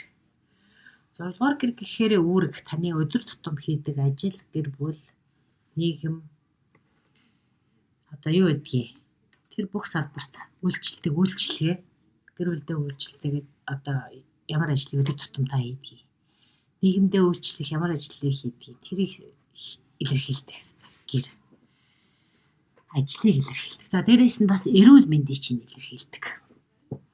Ийм 6 дугаар гэрэлтэй. За тэгвэл энд Мандалт орж ирж байгаа. Мандалт гин шүү Тэнгэрийн ван гариг орж ирж байгаа. За Тэнгэрийн ван гариг таны ордод орж ирнэ гэдэг бол бас л нөгөө Тэнгэрийн ван гаригийн аянга цахилгаан шиг хурдтай, гинтийн, шийдэмгий, сонирхолтой тийм өөрчлөлт, шинжилтүүд бол энэ 6 дугаар гэрт чинь орж байгаа юм. За тэгэхээр ерөнхийдөө Матрын орд бол шороо махбодтой, матар өхөр, охин гур бол шороо махбодтой, газрын элементтэй гэсэн үг. За тэгэхээр эдгээр бол ерөнхийдөө нэлийн тогтвортой, янз янзын одоо тийм өөрчлөлтүүдэд бол нэлийн тийм хойроо удаан ханддаг гэх юм уу? ийм ордууд гэж үздэг л дээ. Гэхдээ аян цахилгаан шиг энэ өөрчлөлтүүд бол тэднийг ямар ч лсэн өөрчлөнө гэж байгаа. За тэгэхээр 6 дугаар гэрт гэдэг бол таны тутмын хийдэг ажлыг хэлж байгаа юм. Гэр бүлдээ үйлчлдэг, үр хүүхдүүдийнхаа төлөө ажилладаг байж болно. Гэтэ энэ бол нөгөө нэг карьерийн ажил төрөл биш. Ерөнхийдөө таны хийдэг тутмын ажил. Эсвэл гэр бүлийн одоо ээж аав ах дүүгээ халамжилж асардаг ч гэдэг юм уу те. Иймэрхүү үйл явдал. За ингэхлээр энэ өдөр тутмын энэ хийдэг ажилдаа та шинжилэл явуулах хэрэгтэй болж байгаа юм. За энэ шинжилэл яаж явах вэ? Ерөнхийдөө бол доош шинжлэхдээ жоохон дургу орд гэсэн шүү дээ. Тэгэхээр энэ бол хуучин машина магадгүй шин технологиор шинэ дангарч гэдэг юм уу те. Ингээд шинжлэх ийм хэрэгтэй болж магадгүй гэж байна. Гэтэ болж өгвөл уул нь бол тхийн орон цааш шинэ ажил үйлчилгээний одоо хийх шинэ технологиг ашиглах гэдэг бодоорой гэж байна. Ер нь бол та хэрвээ өөрчлөгдөх дургу энэ төр байгаа ч гэсэн цаанаасаа бүр одоо тэр оюунлаг сүнслэг эсэрхүү энтрийг илэрхийлдэг штэ энэ Тэнгэрийн вангараг чинь аянга цахилгааныг илэрхийлдэг тий. Тэгэхээр энэ өөрчлөлт бол бас та бол одоо тийм өргөлж баригдмал нэгэн хэвийн байдлаас таж явах тийм залхаж магадгүй гэнэ л тий. Магадгүй одоо насан туршдаа хийсэн тэр нэгэн ажил тэр нэгэн өдөр болгон хийдэг тэр нэг үйлдэл энтрээс залхаад тэрэндээ одоо жишээлбэл та ажлын хөнгөвчлөх гэж шинэ технологиг ашигладаг ч юм уу тий. Аль эсвэл одоо ямар нэгэн өөрөөр хариуцлагаас уяатаа тэгэл ерөөсөө та өөрийгөө чөлөөлж чаддгүй энэ байх юм бол гэнт тийм эрхчлөөрөө тэмүүлэх тийм мэдрэмж танд төрдөг ч юм. Энэ бол Тэнгэрийн вангаргийн танд өгж байгаа тохио санал таныг шинжилээч гэж түлхэж байгаа хэрэг гэнэ л дээ. Тийм болохоор одоо тийм өөрчлөлт шинжилгээдэд бэлэн байгаараа ер нь бол гэж байгаа. За эрүүл мэндийн тухайтад 6 дугаар гэр бол бас эрүүл мэндийг илэрхийлдэг. Тэгэхээр эрүүл мэндийн тухайтад бол бие махбодоо сонсож сурна гэж байгаа юм. Тэгэхээр одоо магадгүй энэ үед та йог, бясалгал энтерт одоо та тэр болгоно их тийм итгэлтэй ханддаггүй энэ төр байсан бол энэ Тэнгэрийн вангаргийн нөлөөргүй эн чинь бас үнэхээр сонсож болдгийм байна. Энийг чинь бас ингэж өөрчилж болдгийм байна. Энэ төр гэсэн одоо тийм сэрхүүийн мэдрэмжүүд танд бас төрж магадгүй. Тэгэхээр энд бол нийтдээ бахарай л гэж байна. За ингээд энэ хүрээд бол 33 он хүртэл Тэнгэрийн вангаргийн нөлөөлөлт танд яаж эхлээд ихэнх үеэс эхлээд ингээд мэдэрдэж эхлэв гэдгийг ярьчих чаа. За дараагийнх нь бол мэдээж 5 сарын бусад гаригуудын өөрчлөлтүүдийг жоохон яриа явчих. За 5 сар бол онцлог өөр нэг онцлог үйл явдлууд бол 5 сарын 1-нд тэргэл сар 31-нд дахиад тэргэл сар. Өөрөөр хэлбэл 5 сар 2 удаа тэргэл сартай гэсэн үг. За 15-ны сар 2 удаа гарна л гэсэн үг. За тэгэхээр 1-ний тэргэл сар бол таны 11-р гэрт, харин 31-ний тэргэл сар бол таны 12-р гэрт гарч байгаа юм байна. За 11-р гэр 1-ний өдөр гарах тэргэл сар бол таны 11-р гэрийг гэрэлтүүлнэ. Тэгэхээр энэ олон нийтэд харилцах харилцаа, сошиал холбоо харилцаа таны одоо үзэл бодол нэгтэй тэр хүмүүсийн хийдэг тэр хүрээлэлт чинь энэ 15-ны сар тэрхэл сар хийх ажил байгаа. Энэ анхаарлаа хандуулаа гэж тусгаж идэв гэсэн. За 15-ны тэгээд дээрээс 31-ийн тэрхэл сар бол таныг 12 дугаар гэрлөө уучлаарай 12 дугаар гэрлөө орж иж гэдэг чинь. Та харин ч одоо тэр сошиал буюу нийгмийн идэвхтэй байдлаас илүү та тусгаарлагдаад дотгошооны илүү хандаарай. Бясалгал, гэгээрэл, тусгаарлалт, далд болон сүнслэг оршихуйн тухай уучлаарай илүү анхаарах. Ийм хандлагыг танд одоо тэр тохиог гэх юм уу өгч магадгүй юм байна. Тэргэл сарнуудын төлөөгөр шүү дээ 15-ны сар. За тэгвэл 16-нд болохоор шин сар гарч байгаа. Шин сар болохоор таны 5 дугаар хайр дурлал нийгмийн үр хөвгттэй болон бүтээлч үйл ажиллагааны холбоотой асуудлыг ивэдэг 5 дугаар гэрт ч юм болж байна. За тэгэхээр шин сар гарч иж байна гэдэг чинь бол тэр салбаруудад шинэ эхлэл тавих, шинэ одоо төсөл төлөвлөгөөг боловсруулж эхлэх, шинэ зүйлийг хэрэгжүүлж эхлэх энэ төр чухал үе л гэсэн. Дараагийн 5 дугаар сарын нэг чухал нөлөө үзүүлэх гариг бол бод гариг. За бод гариг бол таны бас 5 дугаар гэрт 4-өөс 18-ны хооронд байрлаж байгаа юм байна. Тэгэхээр 5 дугаар гэрт шин сар гараад тэгээд дээрээс нь 5 дугаар гэрт чинь бас бод гарыг орж иж яах гэдэг бол тэр салбарт хийх юм байна л гэсэн. Хайр дурлалын болон хүүхдтэй холбоотой эсвэл таны бүтээлч үйл ажиллагаа хоббитэй ч холбоотой асуудалд шин сар гараад дээрээс нь бод гарыг орж иж гэдэг чинь бод гарыг бол дандаа мэдээлэл, шин мэдээлэл, мессенжер, харилцаа холбоо, чухал баримтчиг, гэрээ хэлцэл энтрийг илэрхийлдэг. За тэгээ бод гарыг сарын сүүлчээр буюу 18-наас хойш бол таны 6 дугаар гэрэл орчиж байгаа. 6 дугаар гэр гэхээр бол таны эрүүл мэнд болоод өдөртний хийдэг ажил энэ бол таны түрүү хэлсэн Тэнгэрийн ван гарагийн орж байгаа гэр шүү дээ. Тэгэхээр Тэнгэрийн ван гарагт чинь бод гарыг бас давхар ороод ирж байгаа гэдэг бол энэ Тэнгэрийн ван гарагийн нөлөө үзүүлж байгаа тэр салбарт чинь бод гарыг бидээс л тавьчилж өгнө. Гэрээ хилцээр ирдэг ч юм уу, захаа зана авдаг ч юм уу те. Яриа хилцээ өрнөх гэх мэт тэр иймэрхүү үйл явдал өрнө гэж ойлгочих болно. Зян хүрээд мэдлэхий бишээ материйн олдны 5 сарын төлөв байдлыг өндөрлөе. За дараагийн орд бол бомбын орд. За бомбч гэдэг хумхч гэдэг тийм ээ. За хумх. Нарны болон мандалт ордтой хумхууд. Энэ бүхнийг сонсох нь зүйтэй. За мандалт болон нарны бомб ордныхны тухайдад бол Тэнгэрийн ван гараг таны 5 дугаар гэрт орж ирж байна. За 5 дугаар гэр гэдэг бол хайр дурлал, хүүхэд танд дандаа аз жаргал, гэрэл гэгээ, баяр баясгалан, урам зориг чи өгч идэг тэр 5 дугаар гэрийг хэлж байгаа юм. За тэгэхээр хобби, бүтээлч үйл ажиллагааг чинь бас 5 дугаар гэр хариуцдаг.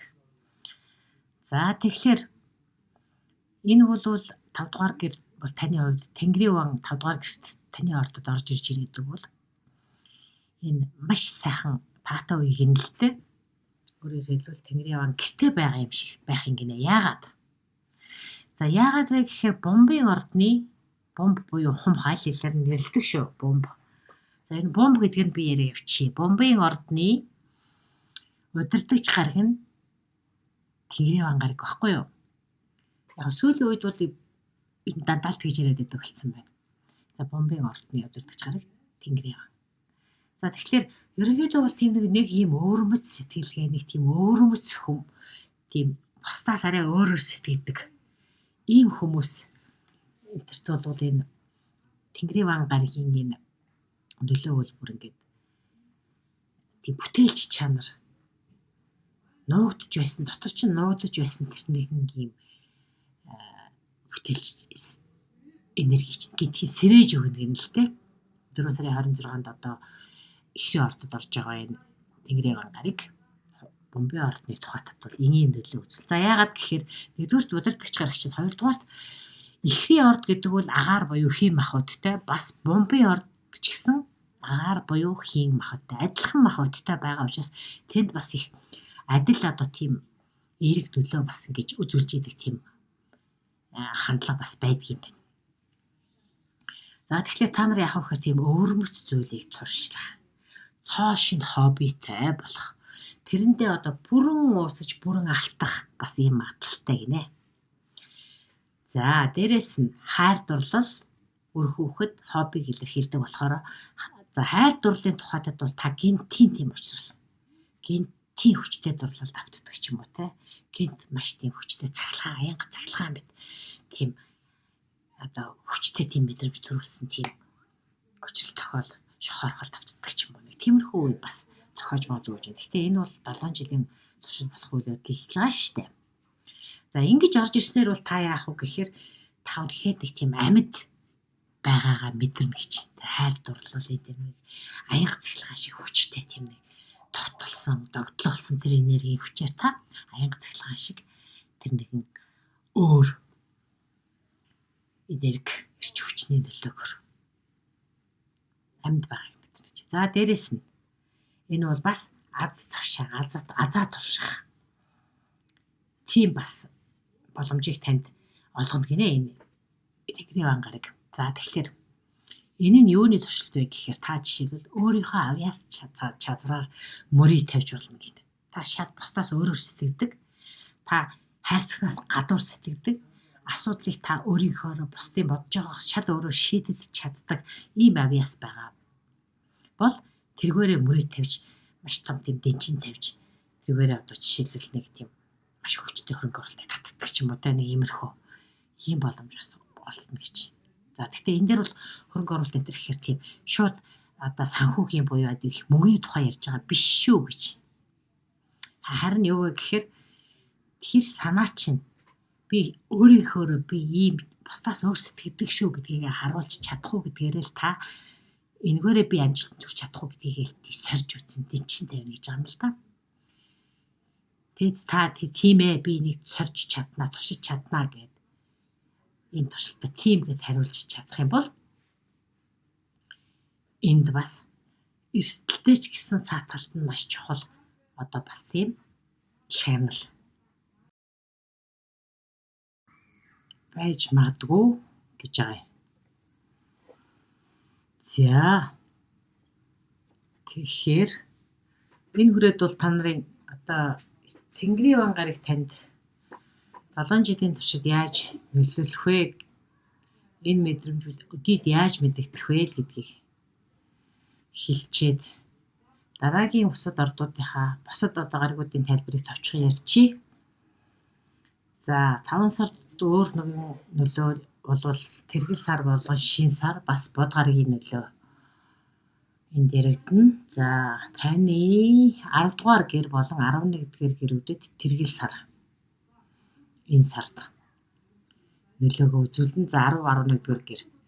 За 10 дугаар гэр гэдэг бол амжилт, таны карьер, нийгмийн байр суурийг илэрхийлдэг. Тэгэхээр 5 сард бол нэг сонирхолтой 2 удаа тэргэл сар гарч байгаа.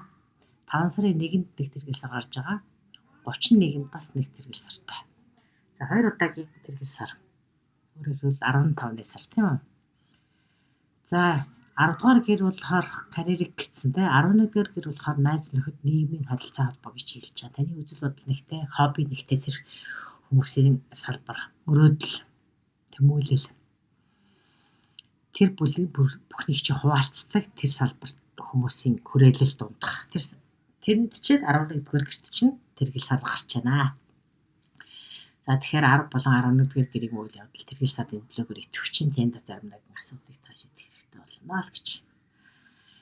За 5 сарын 16-нд бол шин сар гарч байгаа. Шин сар таны 4 дугаар гэрт гарч байна. 4 дугаар гэр гэдэг үлгүүд хөдлөх хөрөнгө, ээж аавын гэр орон, чиний өөрийн чинь гэр орон, гэр бүлийн хүрийг чи илэрхийлдэг.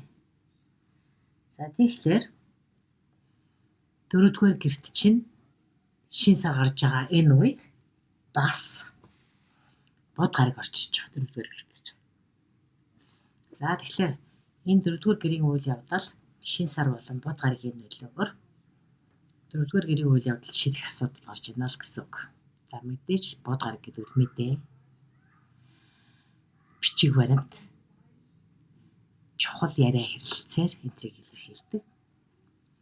За тэгэхээр 4 дугаар гэрт бол бод гариг болон шин сарны нөлөөгөөр ийм үйл явдал төрнө. За 5 дугаар гэрт нь сарын сүүлчээр бол 18-наас хойш бод гариг таны 5 дугаар гэрлөө орж ирж байгаа.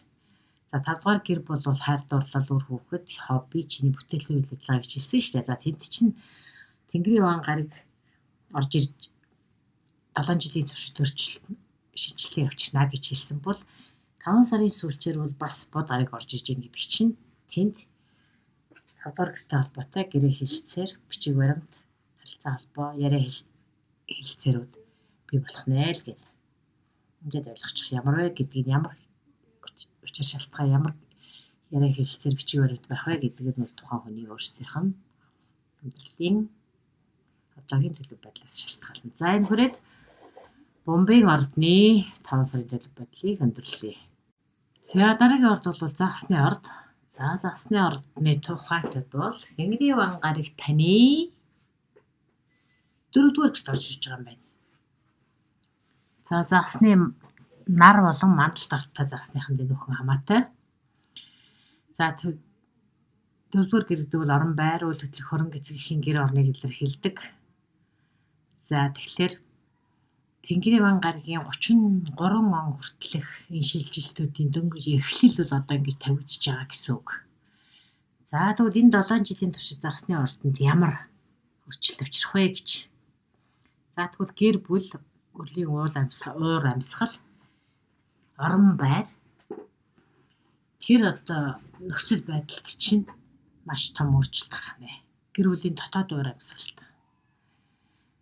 маш тийм огцом шинжилэлт, өөрчлөлт явагдах нь л дээ. Магадгүй та жишээлбэл хаана байвал би илүү эрхчлөөтэй байх вэ гэдэг тухай бодож ирэх зүйлүүд хүрнэ гэдэг. За магадгүй зарим хүний эцэг эхтэйгээ энэ амьдардаг байх юм бол илүү эрхчлөө хүсдэг ч юм уу те. За тэгээ магадгүй гэр бүлийн болон эцэг эхийн ер нь тэр хамт амьдардаг тэр гэр бүлийн харилцааны хүрээ нэлээд өөрчлөлт гарч магадгүй гэж. За зарим тохиолдолд бол энэ үед бас гэр бүлийн хүрээндх тийм нууц зарим нэгэн асуудууд ил болох.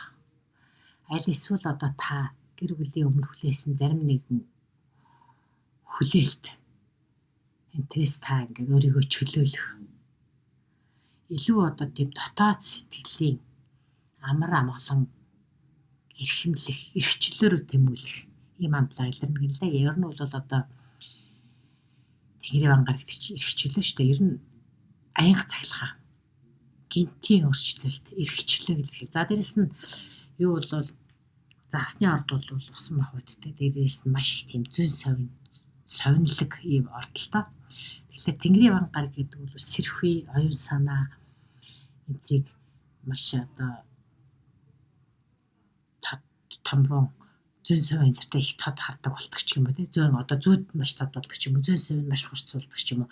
Иймэрхүү шин сэрхүй, шин гэгэрэл гинтийн тийм сэрэлт энтрийг илэрхийлдэг гараг гэж байгаа юм. Тэгэхээр энэ бол таны дөрөвдүгээр гэрт үйлчилж ийн гэдэг бол тэр ахуй амьдрал, энэ ертөнцид ирсэн утга учир, гэр бүлийн харилцаа энтер гэдэг салбарт чи илүү нөлөөлнө гэж байгаа юм л да. Тэрний хажуугаар бол бас таны зөн совин хурцуулна. Дараагийн асуудлыг шийдлүүд магадгүй та совингоор тэрийг мэдэрдэг ч юм уу те. Амар амгалан ханаасаа олж болохоо дотоодоосоо гэдгийг та магадгүй бясалгал гэгэрлийн хүчээр олж авдаг ч юм уу. Иймэрхүү өөрчлөлтүүд бол энэ 7 жилийн туршид өрнөх нэ. За 5 сарын өөр дараагийн чухал өөрчлөлтүүд 5 сарын зүгээр онцлог гаригуудын нөлөө гэвэл энэ 5 сар хамгийн гол өөрчлөлт бол Тэнгэрийн ван байлаа те. За Тэнгэрийн вангийн нөлөө бол хэдийгээр дөнгөж одоо нөлөөнд эхэлж байгаа ч гэсэнгүү үргэлжлэх хугацаа нь бол 7 жил. Харин 5 сарда өөр ямар гараг ихсүү танд байдэлх вэ гэхээр 5 сард тэргэл сар 2 удаа гарна. 5 сарын 1-нд тэргэл сар гарна, 31-нд тэргэл сар гарна. За 5 сарын 1-ний тэргэл сар бол таны 9-р гэрт гарч байна. За 9-р гэр гэдэг бол гадаад харилцаа, дээд боловсрол, шашин шүтдэг, итгэл үнэмшлийг хөнддөг ийм гэр. Энэ салбарын үйл явдал таны 9-р гэрийн энэ үйл явдал тэргэл сарны нөлөөгөөр зарим нэгэн асуудлуудыг шийдэх, жишээлбэл гадаад харилцаа, хүмүүстэй харилцах идэвхждэг ч юм уу, эсвэл дээд боловсрол олох тухайд асуудал хэрвээ танд чухал байгаа бол сургалтын зарим нэгэн байгууллагатай холбогддог ч юм уу, эсвэл итгэл үнэмшил, шашин шүтгэхтэй холбоотой асуудал энэ үед идэвхждэг ч юм уу, эсвэл гүрүү таныг удирдах, чиглүүлдэг тэр багштайгаа учирдаг ч юм уу. Иймэрхүү асуудлууд энэ үед 5 сарын 1-ний тэргэл сарны нөлөөгөөр идэвхжнэ гэж байгаа. За тэгвэл 5 сарын 31-ний тэргэл сар нь танд яаж нөлөөлөх вэ гэхээр энэ бол таны 10 дугаар гэрт ороод ирнэ. 31-ний тэргэл сар 10 дугаар гэр. За 10 дугаар гэр гэхээр бол карьер, нийгмийн байр суурь гэж илэрхийлдэг. Тэгэхээр энд чинь бас тэргэл сар гэрэлтүүлж байна гэдэг чинь тэнд бас шийдэх асуудал байна л гэсэн үг.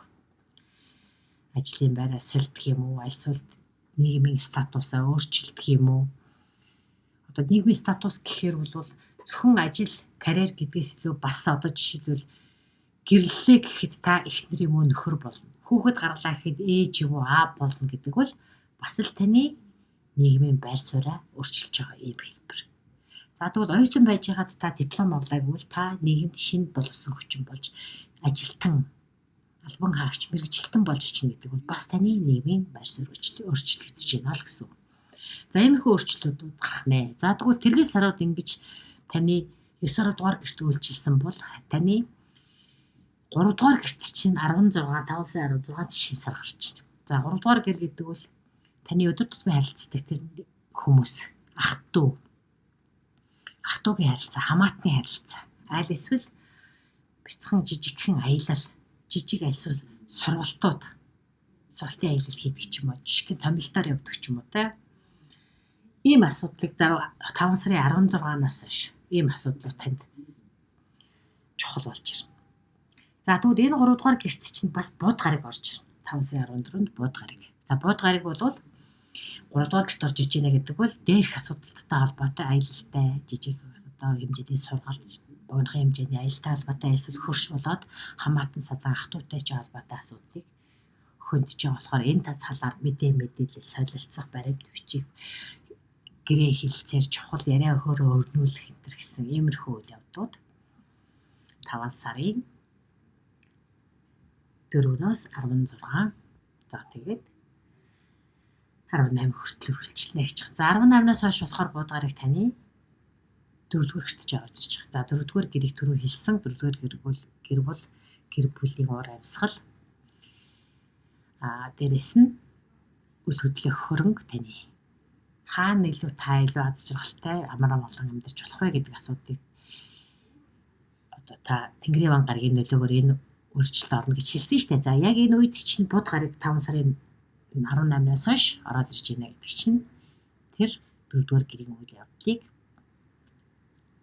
идэвхжүүлж тэнд яриа хэлцээр гэрээ чухал баримт бичиг энэ гэсэн тийм асуудлуудыг хөндөх болно гэсэн үг. За энэ хүрээд та бүгдэд 5 дугаар сарын төлөв байдлыг өндөрлөе. За тэгээд энэ бүхнийг одоо төвчээртэйгээр сонссон та бүхэнд баярлалаа. Тэнгэрийн ван гарагийн 33 хүртэлх одоо нөлөө бол хүн болгоны амьдралд янз янзаар нөлөөлөхийг ингээд ярьжлаа. Тэгэхээр ерөнхийдөө Тэнгэрийн ван гараг гэдэг яагаад ийм эсрэг этгээд тэрслүү юм бэ гэдэг тийм сонирхолтой мэдээллүүдийг бол тусад нь оруулсан байгаа. Тэрийг бас сонирхоод үзчихээрэй гэж ингэж зөвлөх байна. За ингээд дараа уулзъя. Баярлалаа. Мэдээж лайк, шеэр, сабскрайб хийж дэмжээрэй гэж хүсэж байна.